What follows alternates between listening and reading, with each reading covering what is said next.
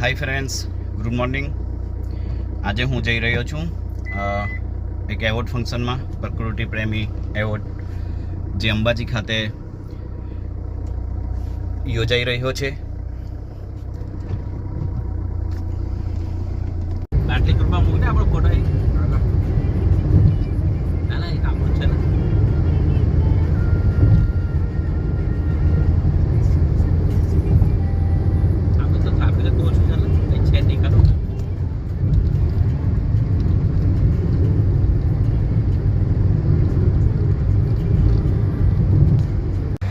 મિત્રો, હું આવી ગયો છું અમદાવાદથી બહાર, અંબાજી રોડ, જ્યાં એક હોટલ છે પ્રમુખ સ્વામી અને મહારાજ સ્વામી મહારાજની સ્વામિનારાયણ હોટલ છે.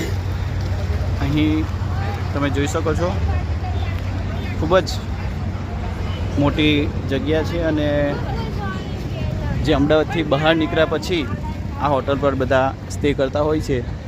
તો હું અને મારા મિત્રો સાથે ચા નાસ્તો કરવા અહીં ઊભા છે. હેલો ફ્રેન્ડ્સ, તો હું પહોંચી ગયો છું એક્સપ્રેસ વે પર, ભારતમાલા એક્સપ્રેસ વે. તો હાલ હું ભરૂચથી આગળ, જે તમે જોઈ શકો છો, કરજણ, બરોડા અને દિલ્હી જે બોર્ડ આવ્યું છે એ તમે જોઈ શકો છો. હવે અહીંયાથી ડાયરેક્ટ સીધું અમદાવાદ સુધી એક્સપ્રેસ વે પર જઈશું.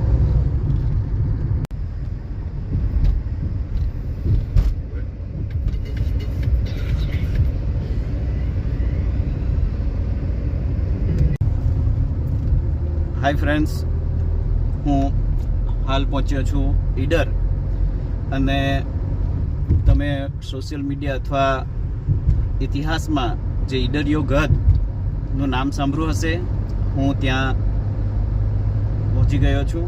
તો હવે હું તમને ઈડરિયો ગઢ બતાવીશ.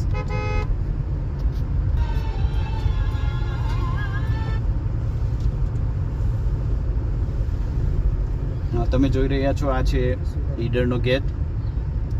અને હવે ઈડર ગઢની શરૂઆત થઈ રહી છે. આ ગેટ પરથી આપણે આગળ જઈશું.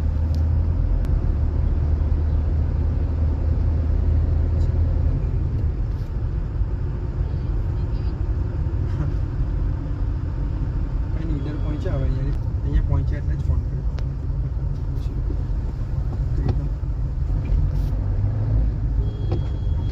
વિડીયો કોલ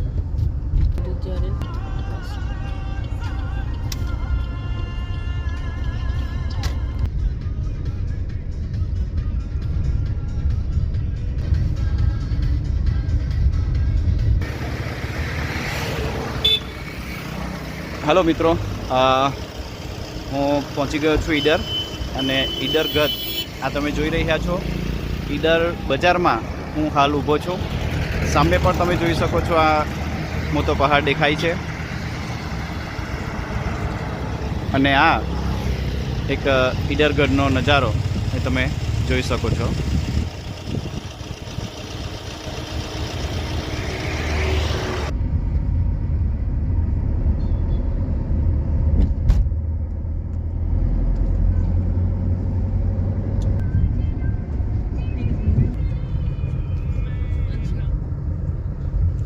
હવે અહીંથી અંબાજી 71 કિલોમીટર છે.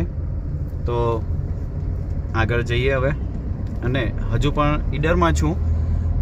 ઈડર ગઢના જે નાના મોટા પહાડ છે એના દર્શન કરીશું આપણે.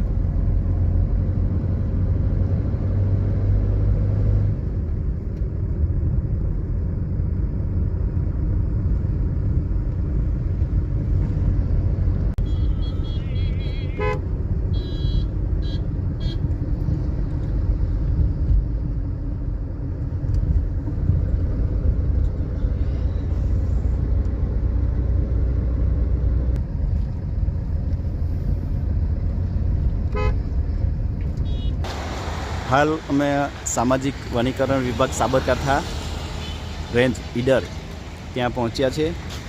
અહીંયા એક પાંજરાપોર સંસ્થા ઈડર છે ત્યાંનો ગેટ છે. ખૂબ સુંદર વાતાવરણ છે અહીં. અને અહીંયાથી હવે અમે ચા પીને અંબાજી પહોંચશું.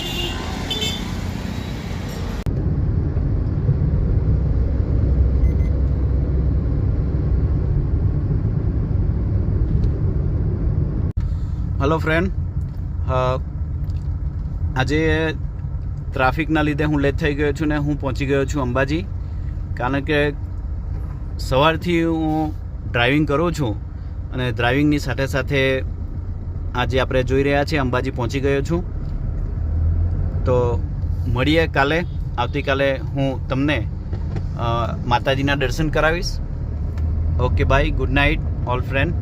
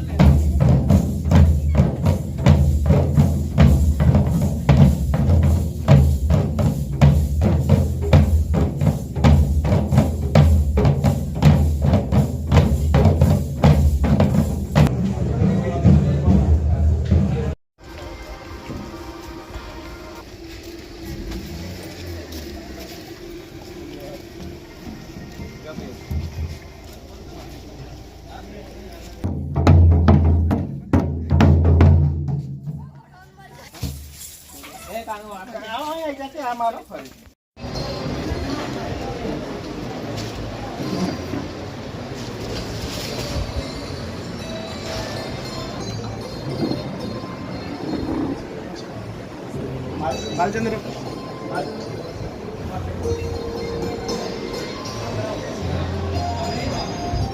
હવે આપણે સૌ આ કાર્યક્રમની શરૂઆત કરવા જઈ રહ્યા છીએ. દરેક મહેમાનને નમ્ર વિનંતી કે દરેક પોતપોતાનું સ્થાન ગ્રહણ કરે અને જય પ્રકૃતિ.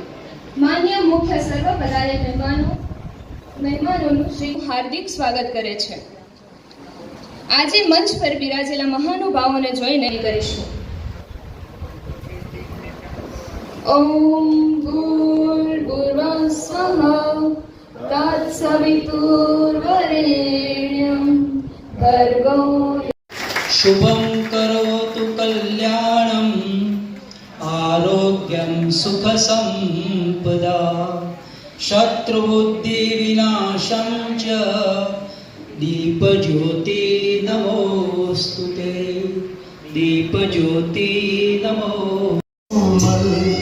आँख है धुंधली जाना है सागर पार जाना है सागर पार.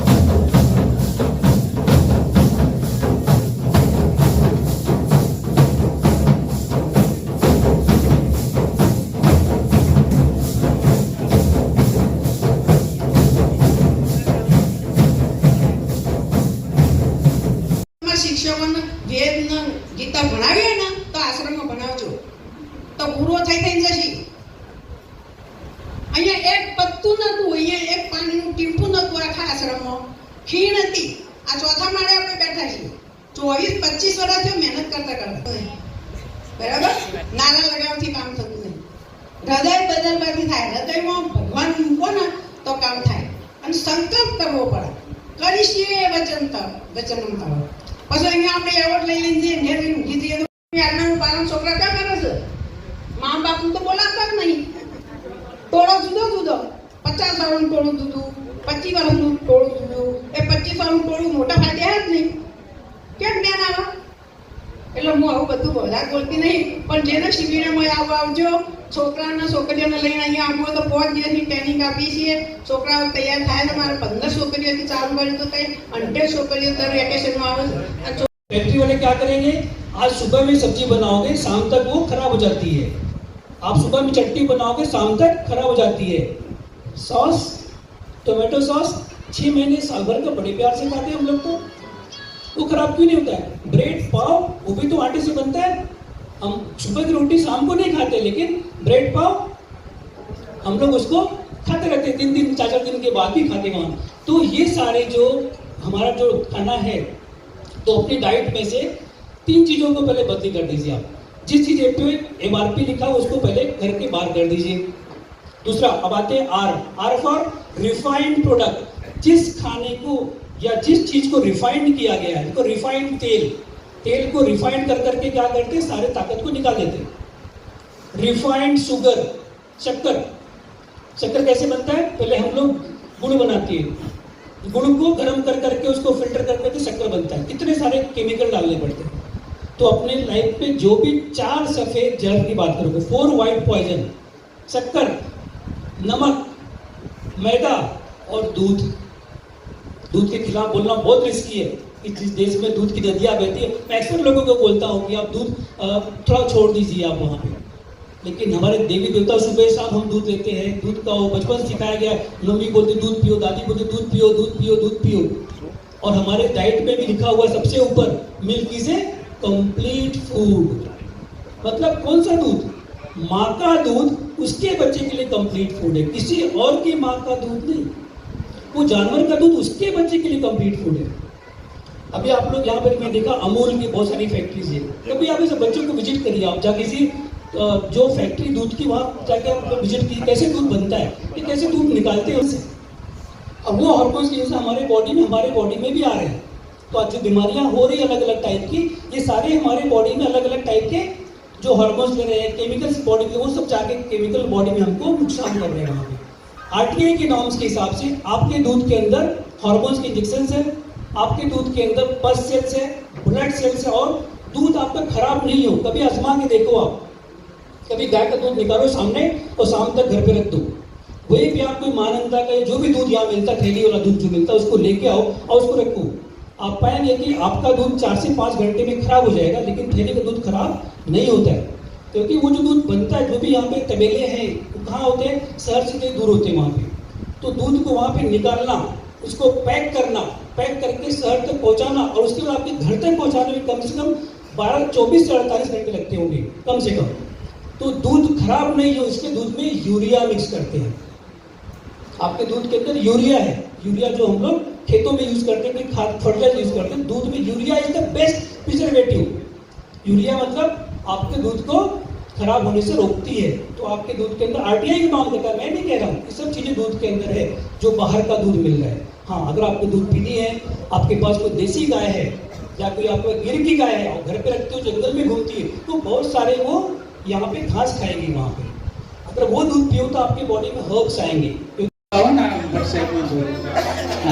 આયોજનમાં સહભાગી થવા નમ્ર વિનંતી.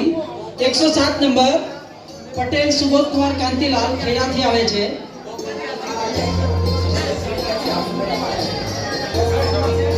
ધર્મેન્દ્રભાઈ વિરાણી. પછી મિત્રો આ કાર્યક્રમ પતે ને એટલે સ્ટેજ ઉપર કોઈને વ્યક્તિગત ફોટો. જીવનલાલ. પ્રજાપતિ મંજુલાબેન. હા, ચૌધરી. 139 દીપક કુમાર કાંતિભાઈ પટેલ વલસાડથી આવે છે. દીપકભાઈ આવે છે ને? હા, વલસાડ તો આવશે. રીડાબેન લક્ષ્મણસિંહ સોલંકી વલસાડ નું સુરત વાળા.